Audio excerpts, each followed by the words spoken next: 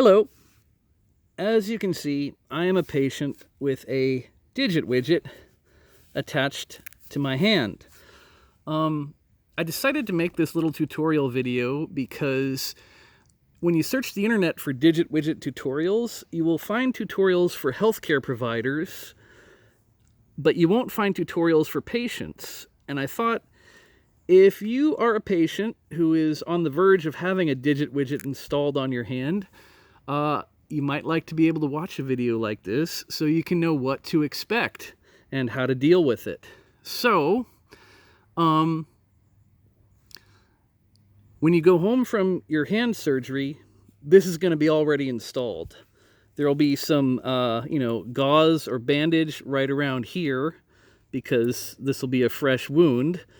But other than that, your hand is going to look just like this. Maybe it'll be a different finger for you. Maybe you'll have multiple Digit Widgets on multiple fingers. But this is pretty much going to be your configuration.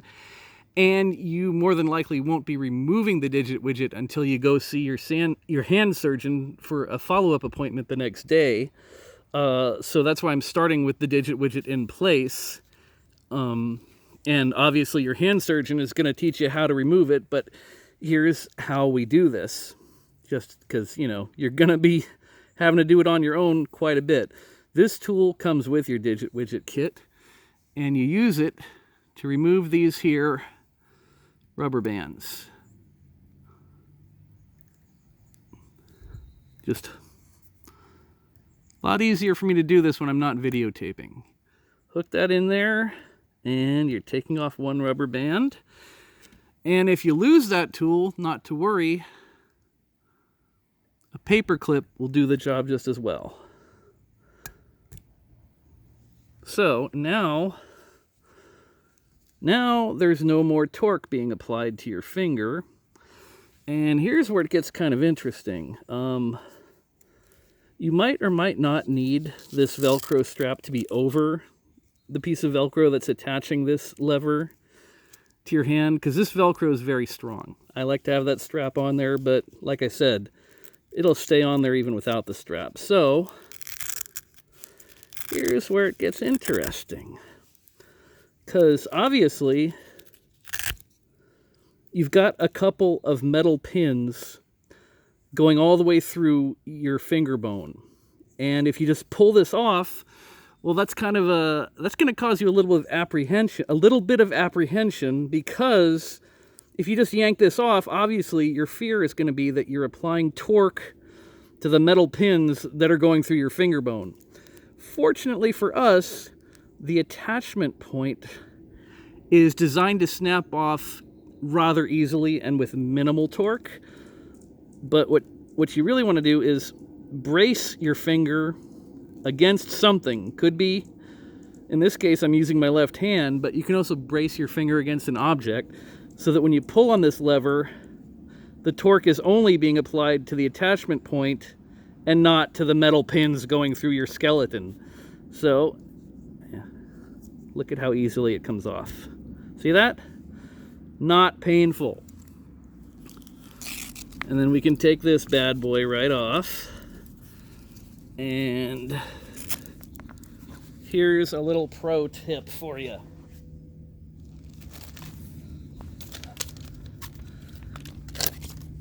You're gonna need a lint roller.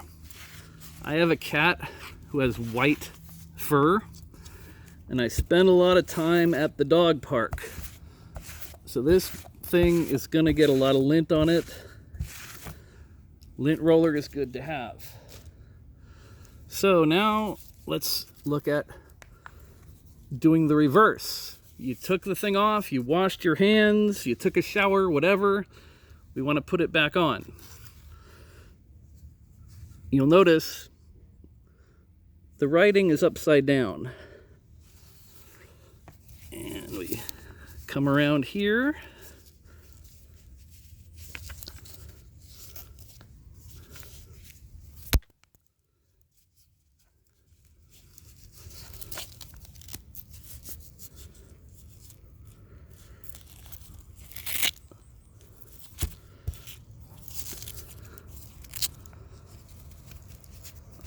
so much easier to do this when you're not filming yourself. So at this point, I've got one strap in place. Then this attachment point, you see it's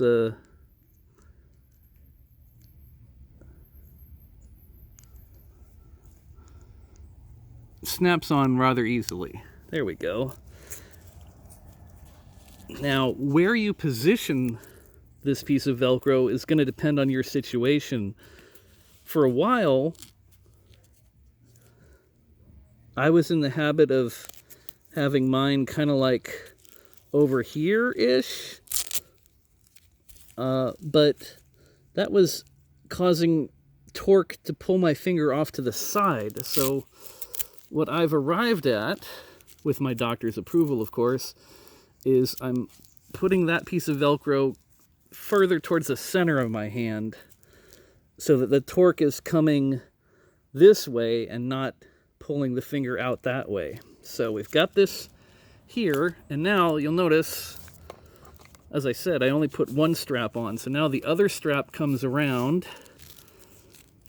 and you can bring it over so that piece of Velcro is being held in place. And here's our rubber band tool.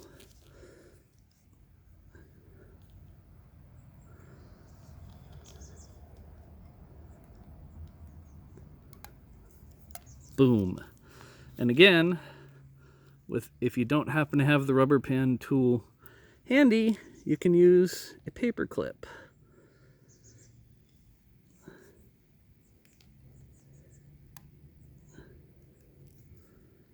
And there we go. The Digit Widget is back in place. Interestingly enough, looking at this, I can see some fresh blood where the screws are, some fresh blood or fluid. That normally wouldn't be there, and I think it's happened because while making this video, I kind of got a little bit aggressive with my own hand. Whatever. Main thing is, if you see fresh discharge or inflammation, call your doctor immediately, because you don't want to let an infection get out of hand with this. Now, as you can see, I'm now putting these rubber bands on without the tool, because I'm kind of an old pro at this point. And the more rubber bands you have on there, the more torque you're applying. When I began this whole odyssey, I had this pip joint flexion to the point that my finger looked like that. So yeah, basically my finger looked like this when I began. It was at a 90-degree angle, and after being on there for a few weeks, this pip joint is now at about a 50-degree angle, so that's a lot of improvement. But the other thing I wanted to show you is, with all this torque being applied by all these rubber bands, what's happening here is the finger is being hyperextended.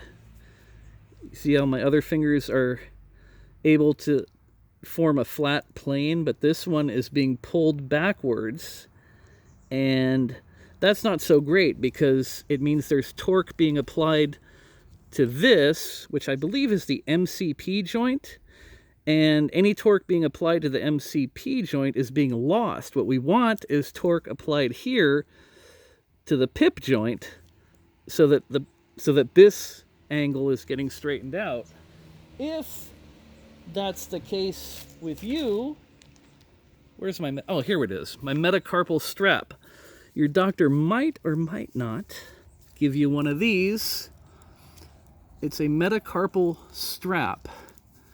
And what this does is it compensates for that torque being applied to the MCP joint. Pull this down.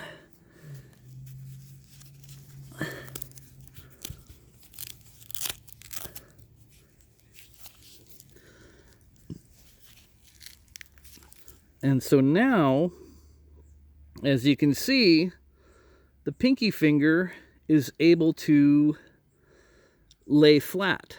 So no torque being lost on the MCP joint. In my case in particular, my doctor asked me to stop wearing this metacarpal strap because it compresses your pinky finger, and I had gotten an infection, and you know, my doctor felt having maximum circulation to the finger so that the infection would heal and not come back was more important than controlling that torque to the MCP joint. But, you know, your mileage may vary. Your doctor might or might not want you to have that. So there you have it. That's what to expect and how to deal with a Digit Widget. And again, look at how easily and quickly I can do this when I'm not actually explaining all of it. It rather quickly becomes second nature. Just want to take all this off and see if I can show you again the difference that it's made so far. I have this pip flexion contracture to the point that this is what my pinky finger looked like before the Digit Widget was installed. It had curled up to the point where the pip joint was at a 90-degree angle, and this finger could not uncurl. So now, after a few weeks of this, the pip joint is at a 50-degree angle. That's a lot of improvement in a very short period of time. What else did I want to mention? I don't know. Anyway, I hope this video has been helpful. Maybe I'll make another version of it that's a little more polished. I don't know. Maybe I'll edit this. We'll see. Thanks for watching.